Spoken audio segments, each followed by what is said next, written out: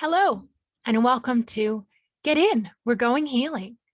My name is Tovah, and I will be your host today. I hope you enjoyed last week's episode on cognitive behavioral therapy. I know I enjoyed that talk. Stephanie was very knowledgeable. On this week, we are going to talk about forgiveness and surrender. Now, I hope that you are ready for this talk. I've tried to keep things a little bit lighter. It may not be as light as I originally thought, but I'm hoping to keep things a little bit lighter this week. Last week's topic on cognitive behavioral therapy was pretty heavy. There was some pretty heavy stuff in there. So I'm hoping to keep things a little bit lighter. There's going to be some heavy stuff in here. I'm not going to lie. There's going to be some heavier topics in here. But again, this is all just for the purpose of healing. This is also that we can recognize our stuff and that we can process it and we can heal it and we can move forward as our best, most authentic selves. Okay. So the first thing I want to talk about is, let's go with surrender. Okay. So now this one's a tough one for people. Okay. This is a tough topic in that to surrender means to recognize that there is something bigger than yourself that you are letting go. Now, we as humans often feel that we are the be all and end all, let's say, for lack of a better term. So that we choose our lives, we choose the things we do, the people around us, that we are the ones making all the choices. Now, for those who follow the path of atheism, which a lot of people do, this is a tricky one because we often feel that we are everything. If you are atheist, then you don't believe that there is a higher power. You don't believe in God. You don't believe in any of that stuff. Now, here's where the crux of spirituality comes in. Spirituality is not necessarily religion. Now, personally, I am not, excuse me, I'm just going to cool down a little bit. It's a little warm in here. I am not a religious person. I was raised as a Protestant with heavy focus on religion, but I am personally not a religious person. I am a spiritual person where I believe that there is a higher power, and I fall into that. I might have at one time called myself agnostic, which means, for those who are not in the know, agnostic means that you don't believe in God, but you believe there is a higher power. Now, I use that term spirituality rather than agnostic, just in the understanding that I don't ascribe to any particular one belief system. I consider myself somewhat eclectic in that I take spiritual ideas from various different paths. I definitely resonate with things in shamanism. I resonate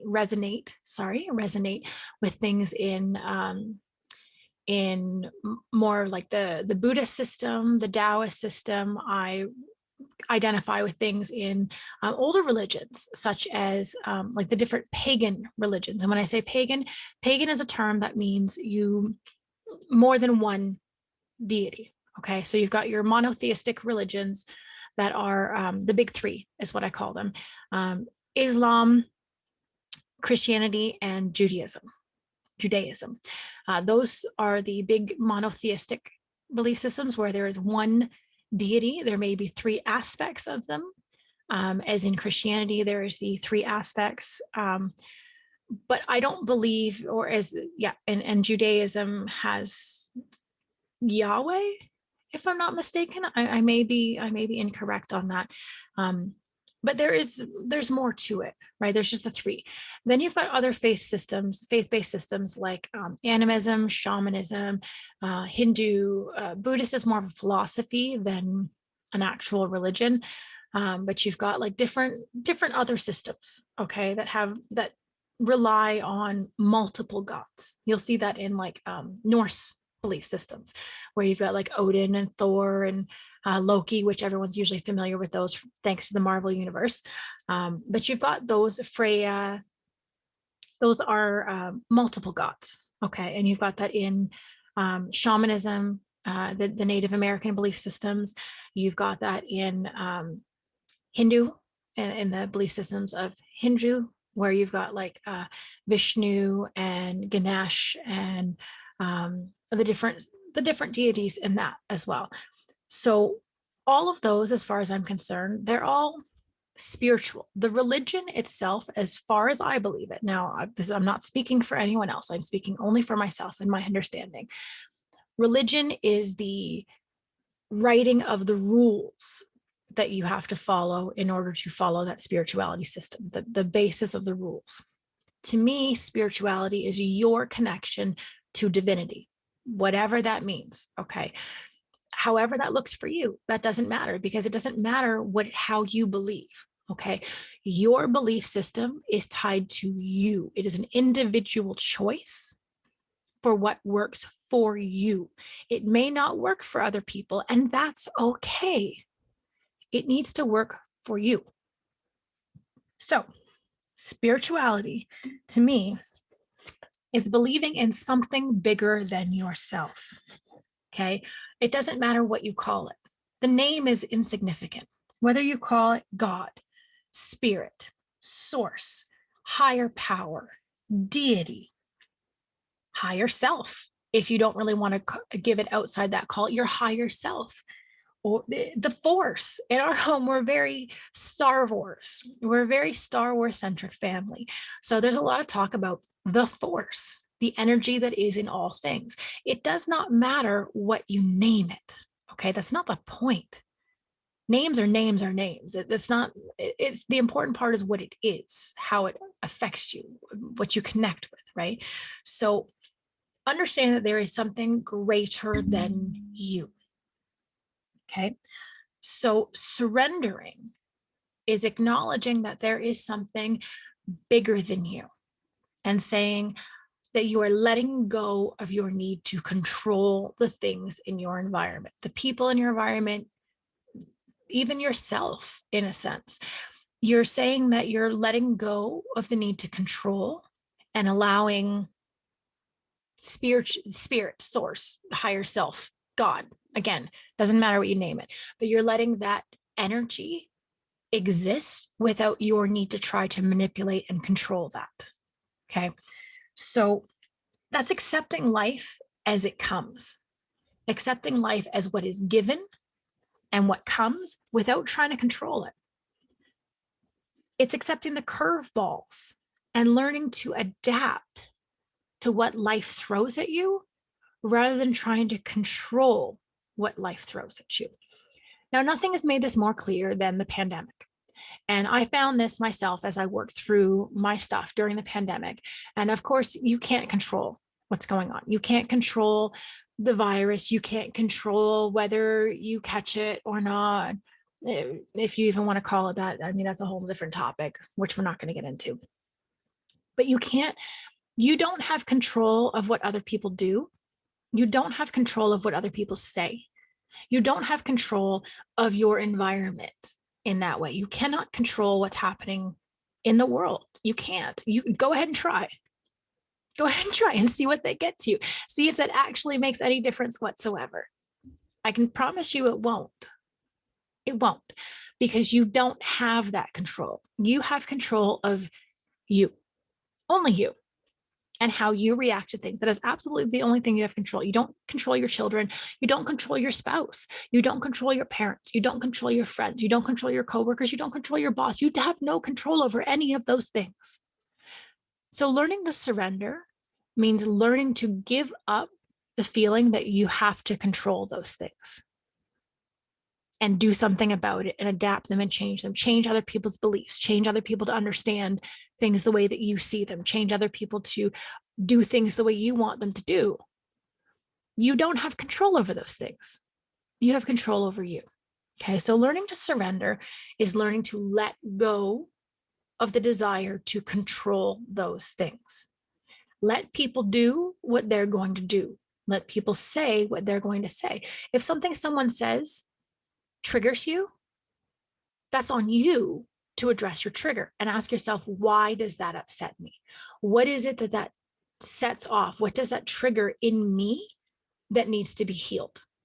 When my children don't listen, okay, when they don't do as I ask them to do, what does that trigger in me? when my spouse does not respond in the way that I want them to respond? What does that trigger in me? How does that affect me? And what can I do? Because if somebody does something you don't like, you can't change that. I mean, for real, you really can't. Like, if we're being truly honest, you can't. Your spouse doesn't notice that you got a new haircut, and then you're going to sit there and be mad about it. Is that really the best use of your energy? You can't control that. Your spouse doesn't pick up their dirty laundry, okay? And you've asked them to, and they don't. What is that that's triggering in you? You can't control their behavior. You can control your behavior. You can control your emotions. You can control your thoughts and responses. You can't control theirs. So learning to surrender and saying, you know what, I give it, I let it go. I let it go. I give it to the universe. I give it to source. I give it to spirit. I give it to God. I give it to deity. I give it to whatever. I give it to the force to just be, to let it be, to let it exist as it is without your need to make something happen. Because if we're honest, what happens when you try to make something happen? Okay, let's give an example of your spouse. You've asked your spouse to, or your partner, let's say, just so we're inclusive of everybody, you ask your partner to wash their dishes when they're done eating. Okay, and you come into the room and find they've left their dirty dishes on the counter, not in the sink where dishes could go, but just sitting on the counter. And that triggers you to get angry because you know you've had this talk with them and you know you've asked them to do it. And then your ego, as we talked about before, your ego, your mental self, starts running a story and starts rambling a story about how they didn't put their dishes away. They didn't wash them. They didn't clean them. They left it for you. They don't respect you. They don't care about you because if they did, they would have done what you asked. And now you're spinning a story. Okay. But do you have control over whether they do that? No. But you do have control over the story that your mind is spinning, don't you? You have the ability to go, hold on, is that true? As we talked about with Stephanie about our coping skills, we have a moment to say, hold on. Is that really true? Do I really believe that my partner does not love me and does not care about me because they didn't wash their dish? Do I believe that's actually true? Is there enough evidence to support that my partner does not care about me because they did not wash their dish like I asked them to? Instead, we can step back and go, now hold on. Is it possible that maybe my partner forgot? Maybe they had something else they had to do. Maybe they had to go to the bathroom. Maybe they got called away for something. Maybe my kid called them and they walked away and they forgot. Or maybe there was something on their mind and they didn't notice. As Stephanie said, we can then be more empathetic, right? We can respond from a place of empathy instead of from a place of anger, right? So even if we can't stop and step back, we can say, well, hold on. I'm just going to let this go. I'm going to let it go. Okay. It's not within my control. I'm going to breathe. I'm going to take control of myself. I'm going to breathe, bring myself back to center, and then I'm going to let go. And I'm going to let the universe handle it. Okay. I don't need to go and get in my partner's face and be like, you didn't put your dish away like I asked you to. I don't need to do that. Why? That's just my ego taking a hit and saying, hey, I feel good when I confront this person because they upset me and now I have to make it known to them. But does that make the situation better? I don't think it does. When we learn to surrender and let go and say, you know what? I'm going to let the universe handle it. We might be able to say to our partner later when we're in a calm state, oh, hey, I washed that dish for you and put it away. And then it might jog them and go, oh, nuts. I forgot I was supposed to do that. So sorry. I meant to do that and I got called away. I'm sorry. And maybe they don't, but that's not the point, right? That's not the point. The point is that we don't need to control everything around us. It serves us no purpose. It does not benefit us. It does not affect things in a positive way. And it does not make us our highest self. It does not make us our best selves. Okay. And of course, that's what we want in our healing pattern, is to be our best selves, right? So one of the things that I found that helped me, now, this may not be for everybody, okay, but I'm going to throw it out here because it was very helpful for me. All right. So I found there was an album that was released last year by Leann Rimes. Some of you may remember Leann Rimes, a la How Do I Live Without You, from like the late 90s, I believe, early 2000s, something like that. It must be 90s because I remember being in high school when it came out, and I was in high school in the 90s. Yeah, I'm that old. So I do remember that song coming out. And when my sister recommended the album to me, I was like, Leann Rimes, like I remember Leann Rimes and, all that. And I don't know if that's for me. And then I listened to the album. Now, Leann Rimes, like everybody else, was stuck at home during the pandemic. And she found her spirituality and her connection with divinity even deeper during the pandemic, like many of us. She was faced with her traumas and she had to heal them, and she learned to surrender to do that. Now, in doing that, spirit, source, higher self, whatever, channeled through her, and she ended up writing this album entitled Chant. And they're all songs that are reminding us that we are souls. We are greater than our physical selves. We are greater than just this meat suit that we live in on this 3D planet, on this three-dimensional world that we live in. We are more than that. Our consciousness is greater than that. Excuse me. So she has a song that's called, I think it's called What I Cannot Change. And this one was very instrumental and very important for me. This was very helpful in my learning. Excuse me. And understanding, the words are, I will learn to let go what I cannot change. I will learn to love what I cannot change. I will learn to forgive what I cannot change. And this helped me greatly while I was working through my trauma. And of course, many of us found being trapped in a home with our partners created a lot of strife because we were unable to run away when our partners stressed us out, or let's just say when we were triggered by the stresses created by being in such a close environment with our spouses. When our unresolved traumas were triggered, we reacted.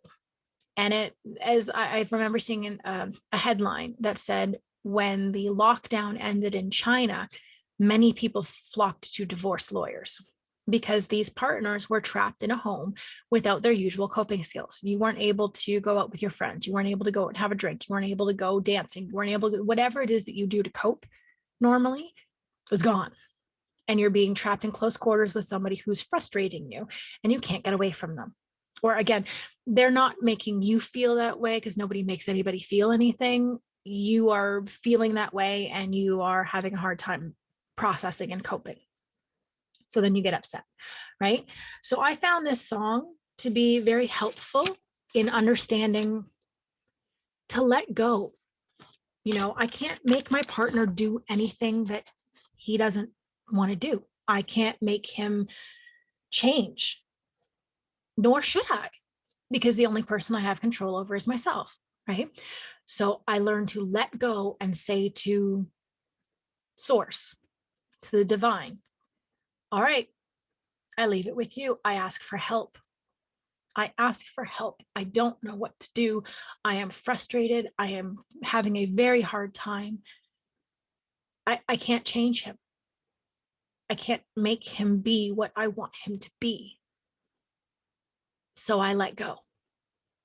I let go and I trust that whatever is going to happen will be for my highest good. And I let go. I let go of trying to control him. I let go of trying to control my situation. I let go of trying to control the whole deal. I let go. I just let go. I learned to let go of what I cannot change. I learn to forgive what I cannot change. I learn to love what I cannot change. Love is the highest vibration that we can have. Love catapults us to the stratospheres of frequency. It makes us our best selves when we are love. And I don't mean in love. Okay, that's different. What I mean is when we show love to ourselves and to others, we show our best selves and we feel happier when we are giving love to others. So we let go of the need to control. We let go of the need to control the outcome. We can't control the outcome if we want to. Excuse me. We cannot control the outcome. Okay, we can't. You don't have that kind of power. I mean, let's be real. You don't. You don't. You don't have the power to control what the outcome of anything is. Stuff goes sideways, and then you're like, oh my gosh, I went crazy. Well, yeah, because you don't have the ability to control that. That's not within you to do. You don't have that. So you let go and you adjust on the fly. I believe it was, I'm having a brain fart. She's married to Dax Shepard. If only I could remember her name. I don't pop up. But she calls it pivot. You pivot. Something challenging happens and you're like, what the heck do I do now? You pivot. Okay. And you let go of control. Trying to control things helps you not at all, not even a little bit. I read a quote somewhere that said, our biggest problem is expectation. Our biggest problem with ourselves and with our partners is expectation. We expect something to happen in a certain way, and when it doesn't, we end up feeling different feelings because we expected it to happen in a way that we wanted it to happen. And when it does not happen that way, we end up getting upset because we pictured in our mind a certain way we wanted it to go. We expected it to go a certain way. We expected someone to say a certain thing or to do a certain thing, or our children to be a certain way, or we pictured this whole wonderful scene in our mind and we expected reality to follow suit. And when it does not, our ego goes, no, we can't have this. It has to be this way because I decided it has to be this way. And we lose our ability to cope because we expected things to happen in a certain way. When we let go of the need to control that, to control what happens and how it happens, and we instead take it by moment and try to be in the moment as it arises, we find more satisfaction and happiness in our lives. For example, my child is a spirited child. And in the Spirit Mommy group, we often have situations where people will, let's say, for example, they'll have a picture day, a family picture day organized for their children. And they expect that what's going to happen is their spirited children are going to magically become the most well-behaved, well thought out children. Excuse me, very congested. Thank you, allergies. In this part of Canada where we get a lot of allergies this season, I am now in full allergy mode. Well, not full allergy mode, but a little bit congestion. Anyways, pardon me. So they expect their children to be these most well-behaved children, to keep their clothes on and not tug and not tie and follow the directions of what the photographer says. And it's going to be this magical, wonderful experience. And then it doesn't happen that way. Surprise. It doesn't, because our children do not work according to our expectations. So their children don't want to follow suit. They don't want to listen. They don't want to pose. They don't want to stand their clothes. They don't want to do all this stuff. And then the parent ends up being very frustrated because it did not work out the way they expected it to work. Excuse me. It did not work out the way they expected it to work. And that creates its own brand of frustration. And then we become triggered by that because our ego is like, but it was supposed to happen this way. It has to happen this way. I wanted it to happen this way, and it didn't. And then we get upset.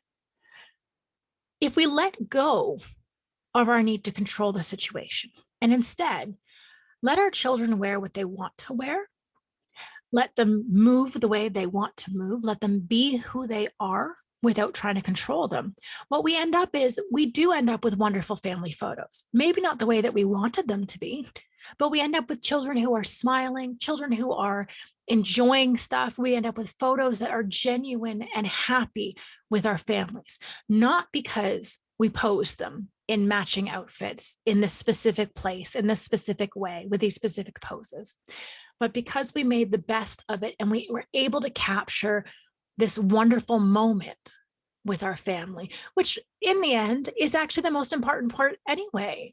The thing we want is a picture on our wall that looks amazing with our children that we can look back on and be like, oh my gosh, that was such a great day. Instead of a picture where everybody's grumpy and there's moods and you don't get anything good and you're like, oh, well, that was just a crapshoot. Okay. Let go, surrender, let go of your need to control it and just let it be. So now that pulls into our next talk about forgiveness. So when we get focused on our need to control and our need to make things happen the way that we want to, and then it doesn't happen that way, we end up angry and we end up with frustration and we end up with guilt, well, not guilt, but frustration and anger and bitterness and resentment. And that's all tied in with ego. Okay, these are all lower vibration things. These are things that don't serve our highest good. We are not our best selves when we are filled with anger and resentment and bitterness. We are not our best selves. You're kind of our least best selves. I don't want to say worst selves, but like not our best selves. We're not showing up to the table at our best versions, right? So learning to forgive is a way that we can let go and move forward. Again, surrendering. We are letting go and we are forgiving and we are saying, I will no longer hold this. Now, when I say forgive, I don't mean that when someone has wronged you, that by forgiving, it makes what they did okay. It doesn't. Okay, it doesn't. You're not saying that what you're doing is okay. Go ahead and treat me this way. It's all right. You can go ahead. It's fine. I forgive you. You can keep doing it. That's not the same thing. Forgiving someone is letting go so that it does not continue to hurt you. They don't even have to know that you forgave them. It's not the point. The forgiveness isn't necessarily for them. The forgiveness is for you so that you are no longer holding on to that resentment that just honestly hurts you. Now, part of learning to forgive is forgiving others, but forgiving yourself. Okay. We can be so critical of ourselves. We can be so harmful to ourselves when we don't do as well as we thought we could. Again, that expectation, when we expect we're going to reach a certain goal and then we don't, we can be so hard on ourselves, so critical of ourselves. That inner critic comes out and tells you all about how you could have done it better, how you didn't do it right, how you should have done it, all in that basis of expectation. But when we learn to forgive and say, it's okay, you did the best that you could in the moment, and that's good. That's enough. You are good enough. You don't have to be perfect. You don't have to be the best. There's no such thing as perfect anyway. Perfect is based on expectation. And as we've already talked about, expectation is not beneficial. Expecting things to happen in a certain way does not make it better. It just holds you to a ridiculous standard that you can't meet, and then you beat yourself up because you couldn't meet it. Forgive yourself. Forgive others. Let go of the negativity that you are holding on to. People can only be what they are in the moment with what they know. Okay? If people could do better, they would. If they were more, just because they could do better on a different day doesn't mean they could do better that day. Their best that day is the best that day. Your best today may not look like your best yesterday or your best last week or your best next week. Your best today is the best you can do today. And that's okay. You do the best that you can with what you have. And everyone else is doing the same. They are doing the best they can with what they have in the moment that they have it. And that might be not so good. Maybe you didn't get enough sleep last night. Maybe you're sleep deprived. Maybe you're hungry. Maybe you're not your best self. And you give the best you can in that moment. And that is the best you can do. You're tired. You're overwhelmed. You can't do better than that. And you can't ask people to do better than what they can do in the moment. Even if you know somewhere in your brain that they are capable of doing better, people do the best they can in the moment that they are in and with what they know. They give you your best, and that's just it. You're doing your best all the time, and so is everyone else. And that might not be the same. Your standard may not be the same as their standard. But that's where you learn to let go and surrender and stop trying to hold them to a standard and say, well, you were better last week and you should be better today. You don't know what's going on. So you forgive and you let go. Okay. So there's a prayer. I took a course, I mentioned before that I took a course called 21 Days of Prayer to Change Your Life. And we'll talk about different elements of that and how they are beneficial for your life, and surrendering is one of them. I will let go. I will let go of what I cannot change, but it's also, I let go. At the beginning of the prayer, I usually start with, I let go, and so it is. I let go. Whatever it is, I let it go. I let it go and let it exist in what it is, because I cannot control it. So I give it up to the universe. I let go. Do what you need to do. I let go. I surrender. I let go. And there's also a forgiveness prayer. And I love this prayer. Okay. I do this all the time. And this really helped change my opinion of other people and of myself. So the prayer goes like this. If I have harmed anyone in any way, either knowingly or unknowingly, through my own confusions, I ask their forgiveness. If anyone has harmed me in any way, either knowingly or unknowingly, through their own confusions, I forgive them. Now, here's the big one. There's this one. If there is a situation that I am not yet ready to forgive, I forgive myself. Now, here's the big one. For all of the ways that I harm, doubt, negate, judge, belittle, or be unkind to myself, I forgive myself. Now, as I'm saying that, I'm getting chills. Okay. This is such an important thing. We are so harsh with ourselves. We are so harsh. Okay. And I'm not just talking our physical appearance. So that's a big one for a lot of people. Okay. Looking in the mirror and saying, I'm so ugly. I'm so fat. I'm so this. I'm so that, and just beating ourselves up. Honestly. Forgive yourself for talking to yourself that way. For all of the ways that you harm, doubt, negate, judge, belittle, or be unkind to yourself. Forgive yourself. Forgive yourself. You didn't know better. You couldn't do better. You tried it. You continue to do better. When you know better, you do better. Ms. Maya Angelou said that. If you didn't know any better, you couldn't do any better. When you do know better, you do better. Okay? If you didn't know better and you didn't learn to love yourself, for all the ways that you don't love yourself, forgive yourself for that. Apologize to yourself. Look in the mirror and say, I am sorry. I forgive you for all the ways that you hurt me. I forgive you for all the things that you said negatively about me.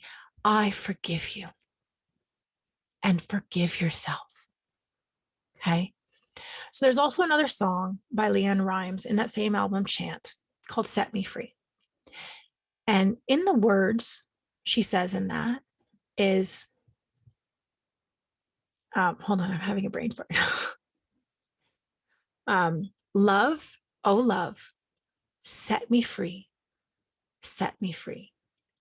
Truth, oh truth, set me free, set me free. Forgiveness, set me free, set me free. Okay. This is powerful. Okay. Because loving yourself and loving others will set you free. It will release you from the bonds that are holding you and forcing you to be in this certain way. It lets you be free. You are no longer tied by those things. Truth, recognizing the uncomfortable truths, okay? Recognizing maybe where you need to grow and where others need to grow, and being okay with that. Understanding the truth, knowing the truth will set you free. Forgiveness, forgiving yourself, forgiving others. This is big, okay, people? This is big. I saw a meme and they used anger, and I'm going to use that as well. Okay. It was a hand holding a hot coal, a fiery coal. And it said, holding on to anger is like holding on to a hot coal with the intention to throw it at others.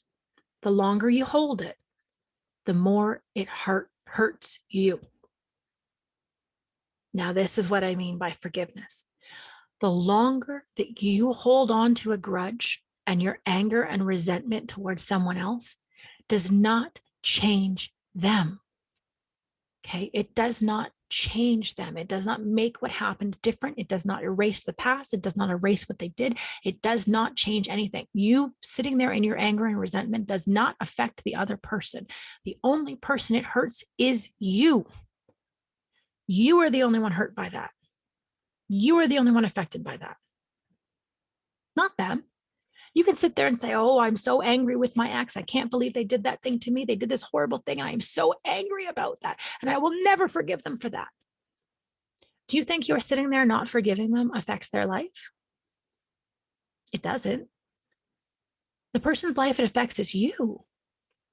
The longer you hold on to that anger and resentment, the more it burns you. It stops you from living your life. It stops you from being free. It stops you from enjoying your life because all you can think about is how angry you are at that person. And it stops you from being your best self. So they don't even have to know that you forgave them. You let go of that and you forgive because it heals you. Okay. So I also saw a quote by somebody named R. Brault, and I shared this on my Facebook because I found this to be really helpful. Okay.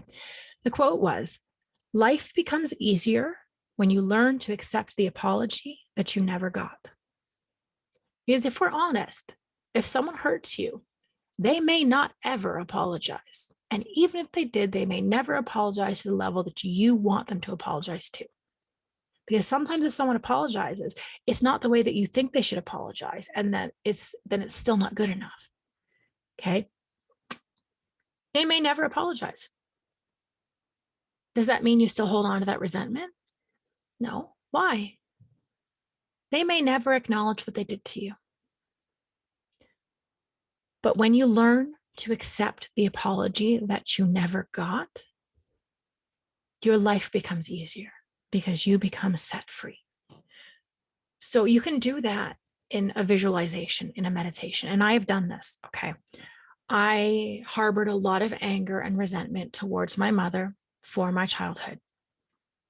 My mother, I don't think will ever apologize because she, as we talked about before, and for many people, her unresolved trauma caused her to behave the way she did. And because she has not resolved her trauma, she can't see the trauma that she has spread on others. She does not feel that she has done anything wrong. And that's fine. At one time, I didn't think that was fine, but now I'm at the point of I understand. People cannot be more than what they are. If they don't know better, they can't do better. She didn't know better. She can't do better. And I forgive her for that. But I didn't for a long time. And I harbored that anger and resentment, and it only hurt me. So when I read this meme, I was having a lot of big feelings, anger and resentment about different things in my life regarding my mother, various different things. Okay. And what I did was I meditated on this idea of learning to accept the apology that I never got. So what I visualized in my mind, I closed my eyes and I did my deep breathing and I got centered. And then I pictured in my mind my mother sitting in front of me in our dining room and me as a small child.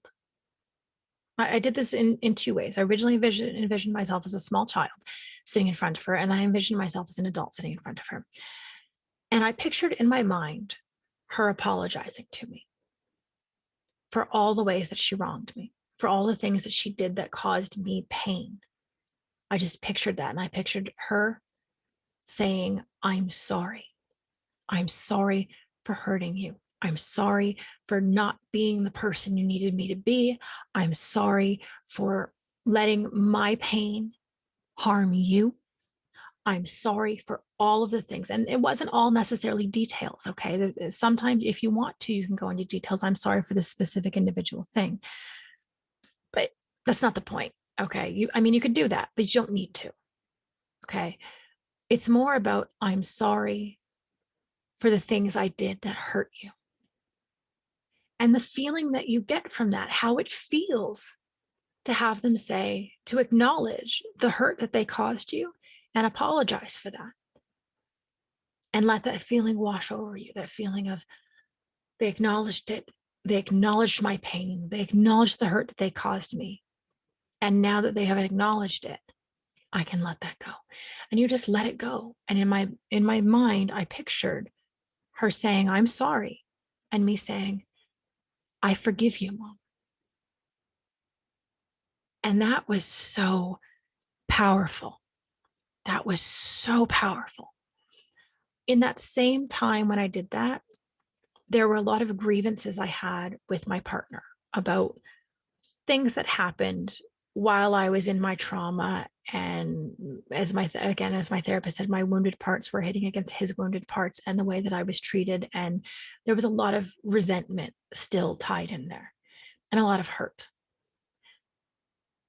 And I don't think that I will ever fully receive a full apology because his wounded parts were affected by my wounded parts, and his, maybe one day, but that's not the point. Okay. The resentment is harmful to me and doesn't let me move forward and holds me in this space where I'm seeing him and being angry and being resentful about that. And that serves none of us any good. Does not help me be a better partner to him, does not help me be a better person to myself. So I pictured in my mind in this visualization of my partner apologizing for the things that I was holding resentment for, the feelings that I had, the things that I felt that he could have done differently, the things that I felt that he didn't do well, apologizing for those things.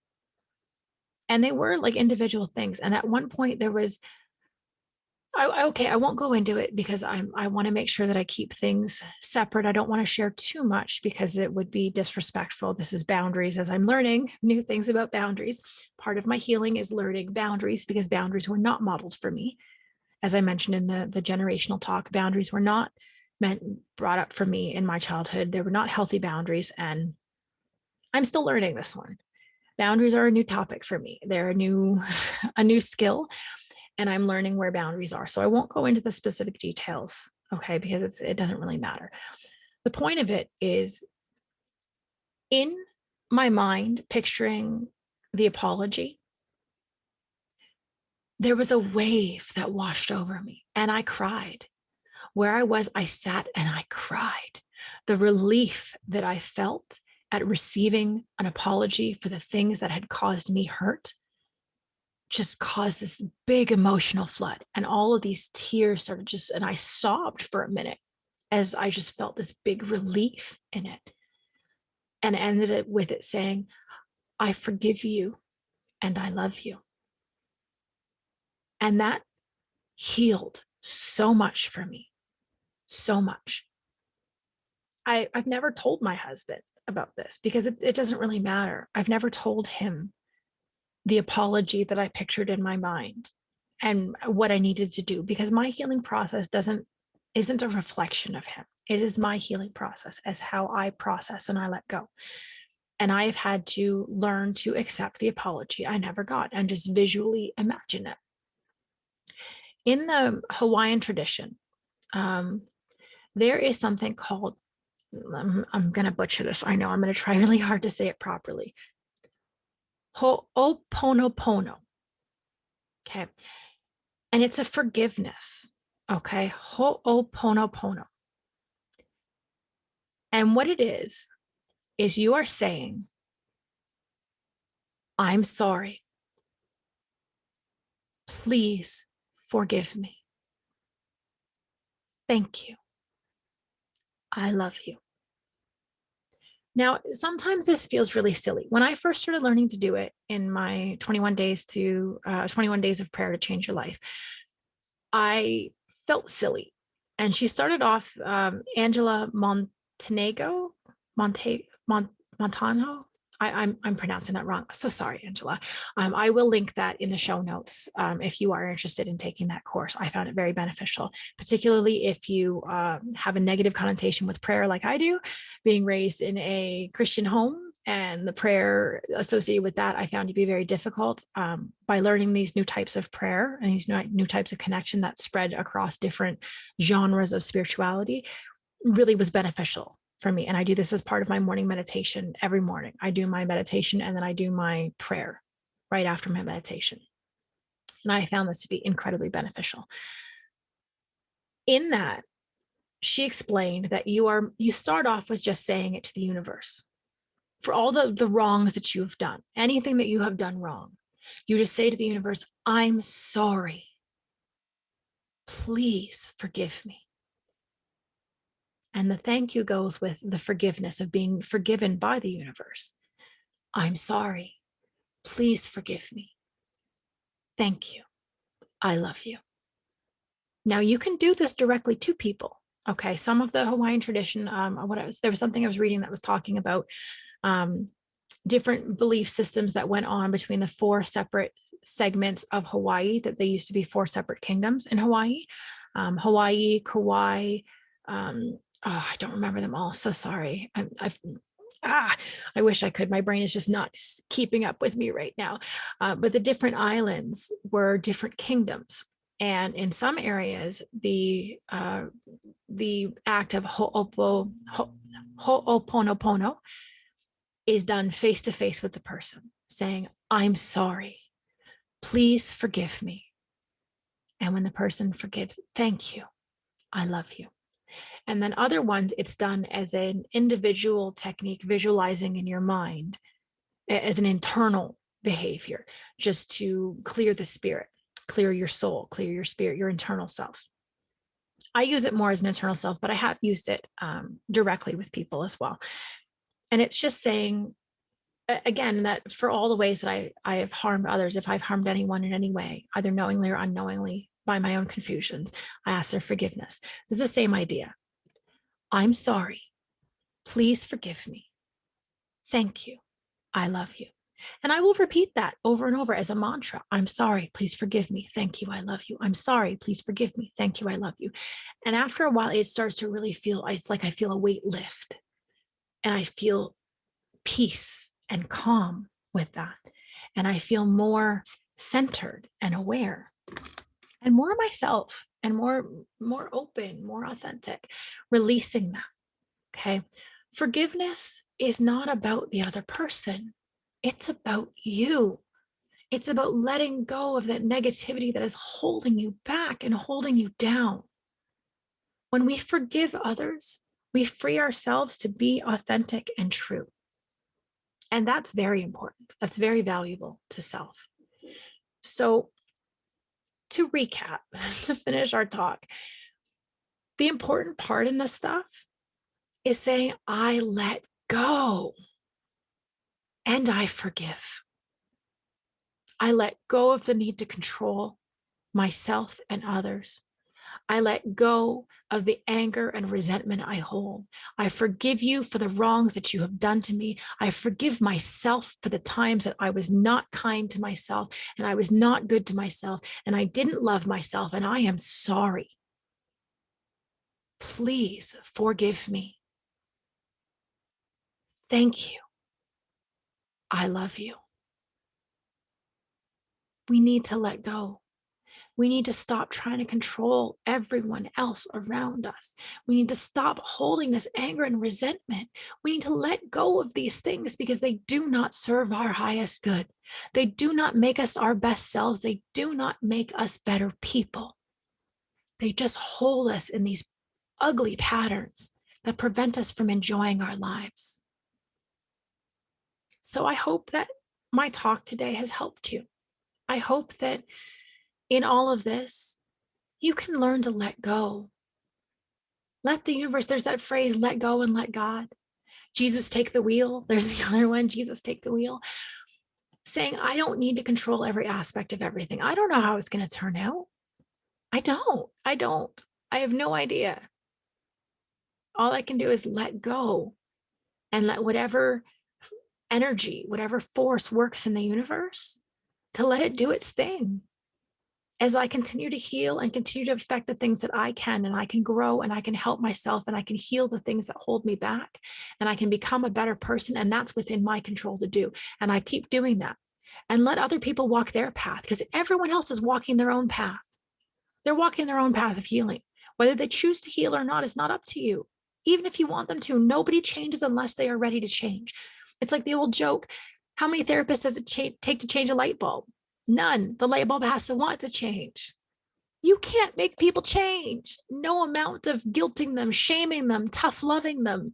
None of that will make people change until they are ready to change. So being upset about it does not help. You can't fix it. It's not within your control. So let go. Let go of controlling it. Let go of expectations. Let go. Live in the moment to moment. Enjoy the moments as they come. Feel the feels. Let the feelings come. Let them happen and let them pass through you and let them go again. Stop trying to control and just be, and be grateful and be thankful for what you have, and tell the universe, I let go. I let go of my need to control. And for those who have wronged me, I forgive them. I do not harbor ill will towards them anymore. I forgive them. Because forgiving heals your heart and your soul. So thank you for coming to my podcast today. I hope that I've helped you. I hope that you take what I've given. And if something doesn't resonate with you, that's okay. Take what resonates, leave behind what doesn't. Not all of it's going to be for you, and not all of it's going to be your cup of tea. Oh, I almost forgot. I got these new cards that I want to try out. These are called I Am Everything Affirmation Card Deck, created by Tarisha Clarke. Now, there's no sponsorship, no affiliation with this. This is just a deck of cards I bought because I liked them and I wanted to do them. So I'm going to shuffle them, and just like with tarot, I'm going to have one pop out and I'm going to read it. So the card I got today to share with the collective, okay, to share with all of you, is I am perceptive. My intuition is powerful. When I am unsure, my intuition is sure.